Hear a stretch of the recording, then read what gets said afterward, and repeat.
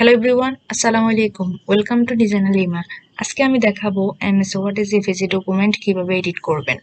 আপনি যদি আমাদের চ্যানেলে নতুন এসে থাকেন তাহলে সাবস্ক্রাইব করে পাশে থাকবেন। চলুন শুরু করা যাক। প্রথমে আমরা এমএস ওয়ার্ডটি ওপেন করে নিব। এখন ডকুমেন্টটাকে এমএস ওয়ার্ডে ইনসার্ট করব। ইনসার্ট থেকে পিকচার অপশনে ক্লিক করব। ইমেজটা যে ফোল্ডারে আছে আমরা ওখানে ক্লিক করব, দেন ইনসার্টে ক্লিক করব। ইমেজটাকে মুভ করার জন্য র্যাপ টেক্সট থেকে ইন ফ্রন্ট অফ টেক্সটে ক্লিক করব।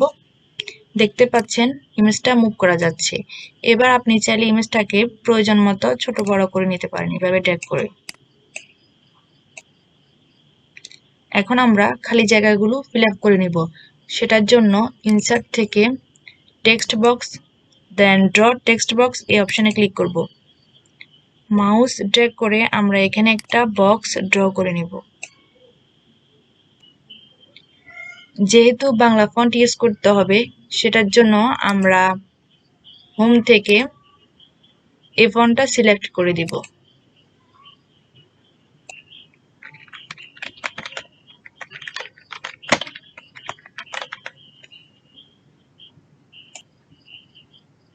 সিলেক্ট করে আমরা ফন্ট সাইজ আরেকটু বাড়িয়ে নিব।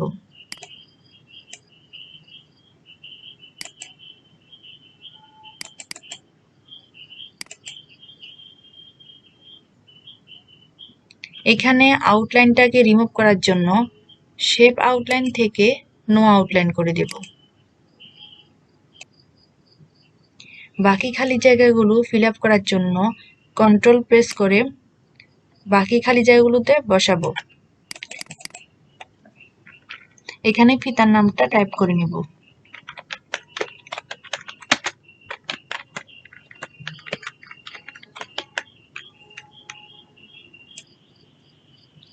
এভাবে আপনারা বাকি টেক্সটগুলো টাইপ করে নেবেন।